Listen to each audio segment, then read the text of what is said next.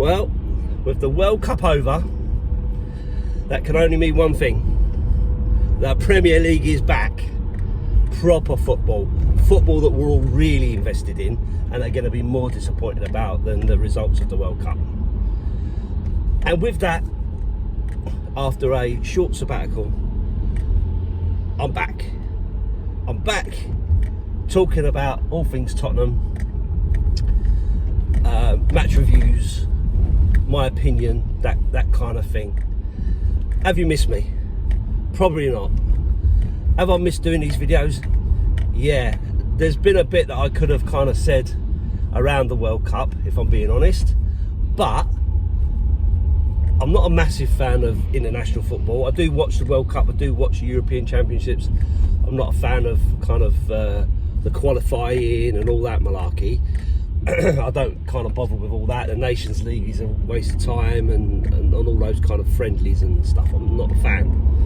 I love my club, I love the Premier League, and that's kind of what I focus on. And there was a few things in the World Cup I did want to talk about, but no, it's not your thing, it's not what you know about, so let's just wait for the good stuff to come back with Tottenham. And as if by magic, it's already started. Tottenham Twitter is in meltdown. It is as toxic now as it was before the World Cup, all with talks of Antonio Conte leaving, Mauricio Pochettino coming back, Levy not spending any money, and the slow decline of the club. So I guess it is worth kind of just giving an opinion, giving a view on all of that. For me, I think the first thing to say is this is all newspaper and magazine and that kind of thing, clickbait, to try to get us all talking again, to try and get us riled up. As much as other clubs don't like it, Tottenham have a massive fan base, and we do create clicks, we do get reeled in to that kind of thing, and because we do, they'll keep doing it. But the reality is there's with every kind of fire there is a little bit of smoke there somewhere that kind of gives us an idea that something's obviously going on. There is some rumblings, because these things have to start somewhere if they're not just fully made up. And I don't think they're fully made up. I think there is a clear opinion with Antonio Conte that he is a manager who requires backing, who requires the ability to use the best players. But at the same time, I think he knew very well, that it wasn't going to be as easy as it is at other clubs, such as Chelsea, to get what you want. It's going to have to be measured, it's going to have to be thought through, and it's going to have to be right. So I think he's in no doubt that there is, it's not just going to be a case of spend, as Viv Nicholson used to say. And if you don't know who Viv Nicholson is, Google it. And so I think there's, a little bit between. Maybe there's a little bit of pressure coming from Conte's team to try and push Levy and co into what we need. I don't know. But the reality is this: Antonio Conte is the manager. The football hasn't been great. But when you look at the end of last season, when it was great and we were doing okay, we were scoring goals and so on, you can't doubt his credentials. And if anyone is going to bring some kind of silverware to this club, it surely has to be Antonio Conte, because without Antonio Conte, what is left? And I do feel that if Antonio Conte left the football club, we would be in a free-fall situation of losing players like Kane, Son, Romero, those kind of people.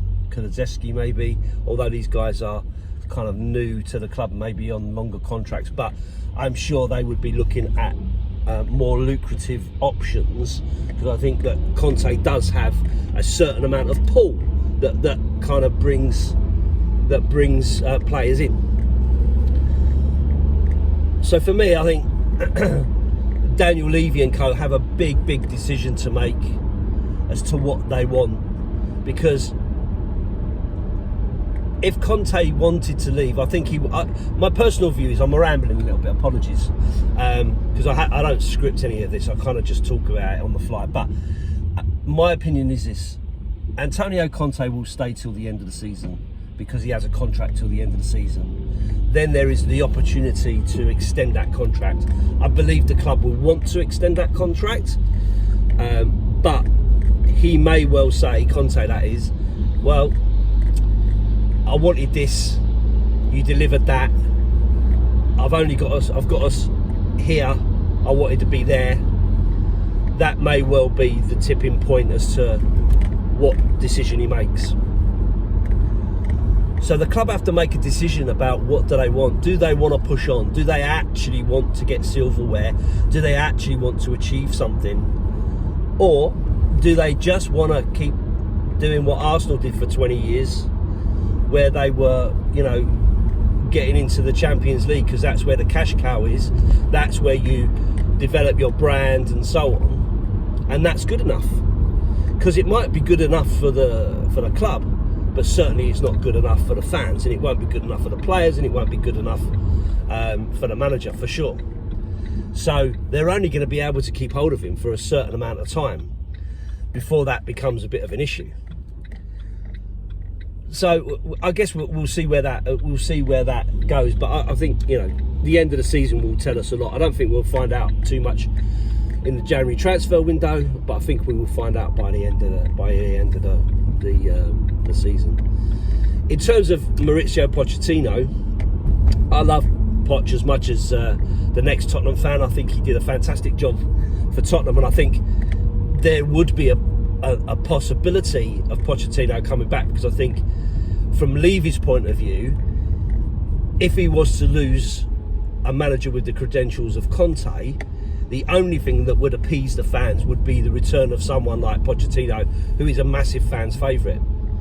But what that doesn't mean is that it will change anything in relation to the success of the football club, because unless Pochettino is supported and given funds to buy the right sort of players, he too will be in the same situation that Conte's in, apart from the fact that Conte has credentials as a winner and Pochettino still doesn't. I'm sorry, that may offend a few people, but it doesn't. He hasn't got that. He hasn't got those credentials as an absolute winner. Yeah, he might have won a few things with PSG where that's expected, where it's a one or two club league. But in terms of proper football, he hasn't really been able to deliver. So ultimately, you're going to be back in the same situation. Now, we might play some decent football, we might have some good times, and if that's all we want as football fans, then that's fine. But I know the majority of fans want trophies. There is an expectation amongst Tottenham fans, and I don't know why, that we are a big club who deserve those opportunities.